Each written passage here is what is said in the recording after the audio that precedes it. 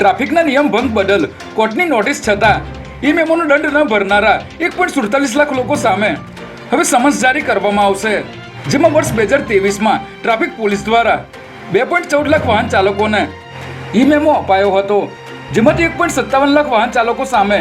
Traffic પોલીસે case કર્યો હતો, જેને પગલે કોર્ટે તમામ લોકોને નોટિસ મોકલવા છતાં માત્ર 9,420 વાહન ચાલકોએ કોર્ટમાં જઈને દંડ ભર્યો હતો, જેથી હવે બાકીના 1.47 લાખ લોકોને સમન્સ ઇસ્યુ કરવામાં આવશે. સુરતમાં ઇકોસેલના એએસઆઈ સાગર પ્રધાન વતી તેનો ભાઈ 5 લાખની લાંચ લેતા રંગે ઝડપાઈ ગયો છે, જેમાં 1.84 કરોડનું સોનું ચાવ કરી જતા મુંબઈના વેપારીએ કતારગામના ઝવેરી સામે ગુનો નોંધાવ્યો હતો, જેમાં ઇકોસેલના એએસઆઈ સાગર પ્રધાને આરોપીને તેના ભાગીદારની ધરપકડ કરી હતી અને ભાગીદારને છોડવા માટે લાંચની માંગણી કરી હતી. ત્યારે આ એએસઆઈ વતી તેનો ભાઈ 5 લાખની લાંચ લેવા જતા એસીબીના છટકામાં રંગે ઝડપાઈ ગયો હતો. ત્યારે એસીબીના છટકાની ખબર પડતા ઇકોસેલનો એએસઆઈ સાગર પ્રધાન ફરાર થઈ ગયો હતો.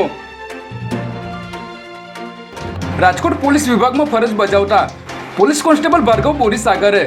10મા માળેથી છલાંગ લગાવી અપઘાત કર્યો હોવાની ઘટના સામે આવી છે, જેમાં પ્રાપ્ત માહિતી અનુસાર રાજકોટ પોલીસ વિભાગમાં કોન્સ્ટેબલ તરીકે ફરજ બજાવતા 23 વર્ષીય ભાર્ગવ બોરીસાગરે રાજકોટના મવડી પોલીસ હેડક્વાર્ટર ખાતે 10મા માળેથી છલાંગ લગાવી અપઘાત કરી લીધો છે. સમગ્ર મામલે પોલીસે મૃતદેહને પોસ્ટમોર્ટમ અર્થે મોકલી આપઘાત પાછળનું કારણ જાણવાના પ્રયાસો શરૂ કર્યા છે.